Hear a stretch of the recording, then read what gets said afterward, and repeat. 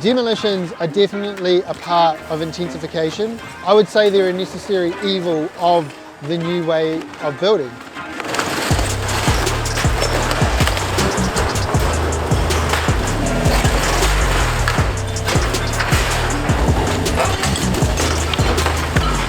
Unfortunately, sometimes, as nice as it would be to recycle a house, just the way that it was built, the fact that it's got concrete tiles and it's got block walls, you can't just pick up and move everything.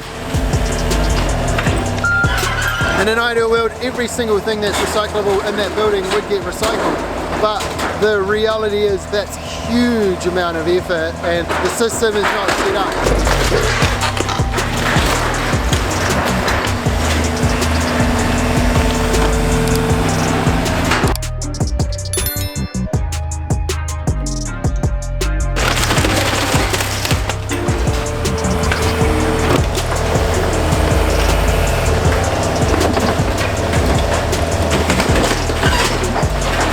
Construction is quite an intrusive process that really generates a lot of waste, and I mean, look at this.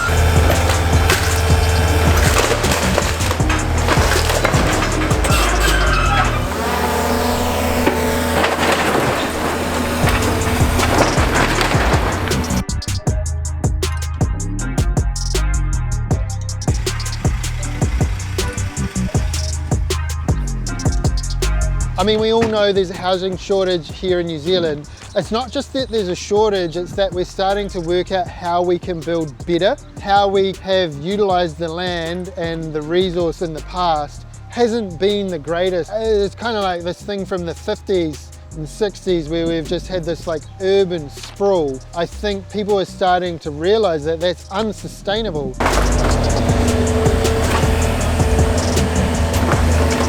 I think that's one of the trade-offs we're facing right now, is to build homes, do you continue to sprawl out, or do you kind of intensify your local areas? And there's not a right way or a wrong way, and both ways have impact.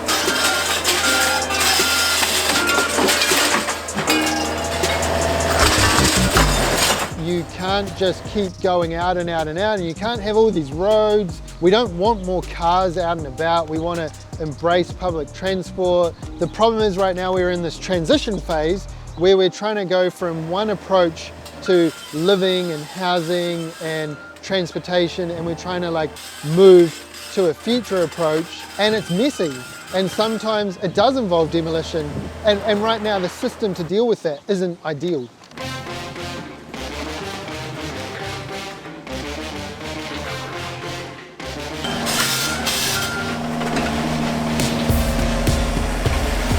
So a lot of people look at this intensification as a negative. That does mean that people lose their backyards. And I can see that, especially when you've been used to living the way you have in the neighborhood, the way you have for as long as you have.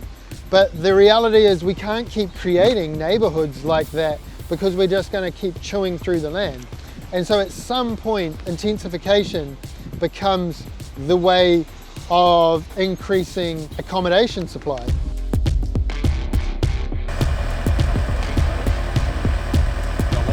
Obviously, in this instance, this building wasn't able to be relocated or reused.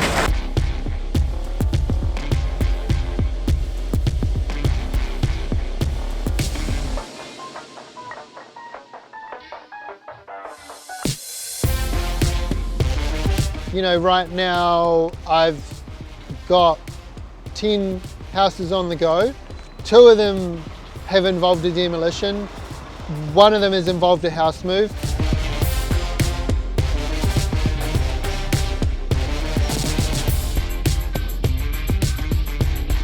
I think there's a couple of things that make a house liftable. First up, you know, you've got to be able to get in and lift the house, so it's got to be on a timber subfloor.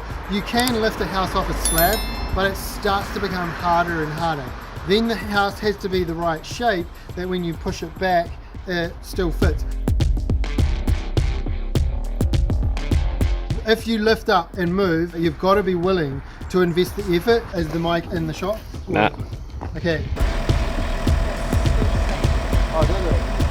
Must be Smoko. Yeah, Smoko time already. And it's only 8:29. Demolitions are definitely a part of intensification. I would say they're a necessary evil of the new way of building.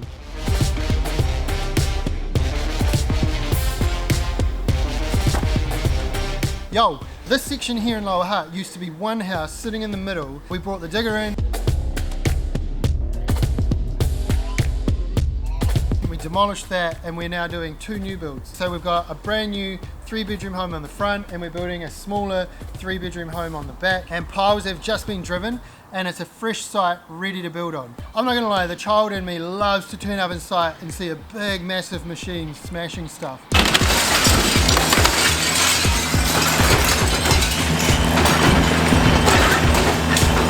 Unfortunately, sometimes, as nice as it would be to recycle a house, just the way that it was built, the fact that it's got concrete tiles and it's got bricks and it's got block walls, and you can't just pick up and move everything. And even if you could pick it up and move it, you've got to have a spot to move it to.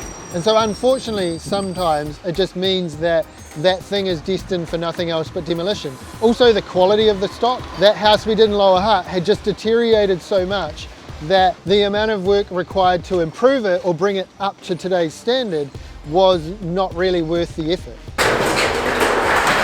Right there, they're putting all the metal aside that they can.